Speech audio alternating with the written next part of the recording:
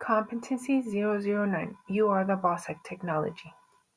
Raise your hand if you ever use technology in class just because your principal said to. Yeah, me too. But here's the truth. Technology is not the boss of you. You are the boss of technology. Today, I'm breaking down Competency 009. Here's the one sentence you need to remember for this whole competency. Technology is a tool like a hammer or a pencil. It should help you teach. It should never replace good teaching. That's it. If an app or a website doesn't help your students learn the things you're trying to teach, do not use it. Simple. The scary part, but you need to hear this. Okay, real talk. Misusing technology is one of the fastest ways to lose your teaching job. No joke, no second chances. What does misuse mean? Well, let me tell you these three things. 1. Sharing student photos on your personal social media. Just don't do it. 2. Copying entire workbooks or some type of book without permission. That's copyright theft. And 3.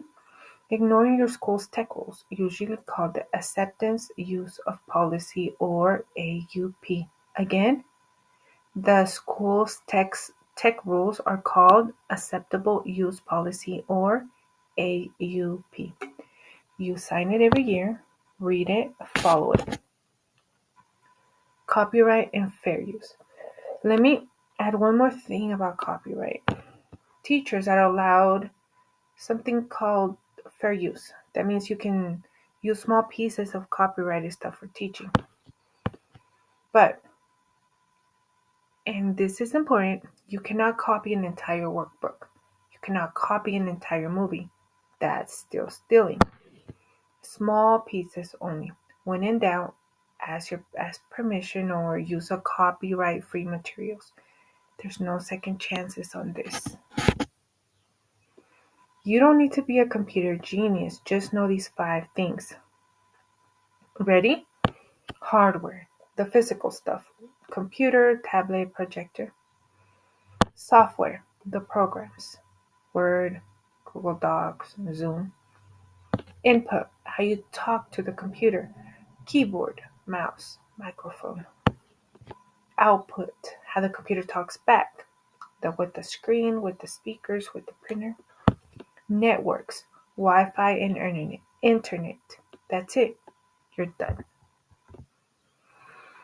The equity problem. The equity problem. Very important. Here's something a lot of teachers forget. Not every kid has a computer or internet at home. That's called digital divide. So, if you assign an online project, you must provide an alternative for kids who don't have access. Computer lab time or maybe library time, even a paper option. Why? Because it's not fair to punish a kid for not having a computer or internet at home. That's what equity means. So equity is that all kids can participate. Again, equity means that all kids can participate.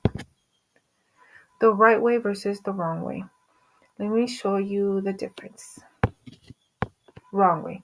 Using tech just because it's there. Letting the app decide what you teach or fancy tools replacing your teaching. Now, let's talk about the right way. This would be using tech because it helps learning. Your goals decide if you use tech. And lastly, tech makes your good teaching better. See the difference? What you actually do with tech. You use technology for 4 things. Only 4. 1. Plan. Online resources, lesson templates. 2. Organize. Digital gradebooks and calendars. 3. Deliver.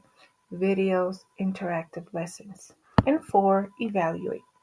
With online quizzes and rubrics. That's it, nothing fancy. How to evaluate websites.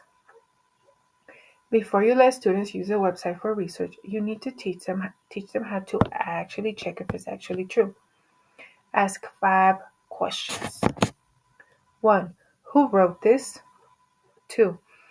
Is it a fact or opinion? 3. Is it up to date?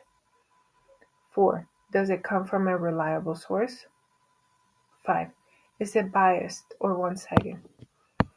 Just because something looks cool or trendy does not mean it's true. Some stuff online can actually damage what kids understand.